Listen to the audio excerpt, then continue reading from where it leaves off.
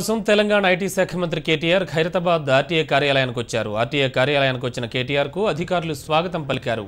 International driving licence కోసం కేటీఆర్ వచ్చారని, దరఖాస్తు ఫార్మాలిటీస్ అన్ని పూర్తి చేసుకుని తిరిగి వెళ్లినట్లు అధికారులు వెల్లడించారు.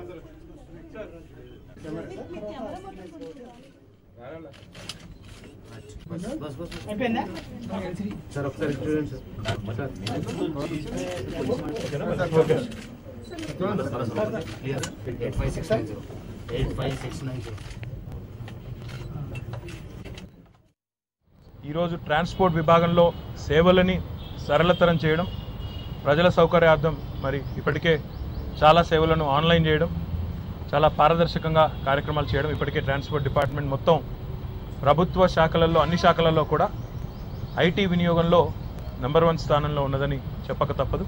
దాంతో పాటుగా భవిష్యత్తులో మరిన్ని సేవలు మరి ఆన్లైన్ చేసేదానికి, ప్రజలకు మెరుగైన సేవలు అందించేదానికి వారు ప్రయత్నాలు కూడా ప్రారంభించారు.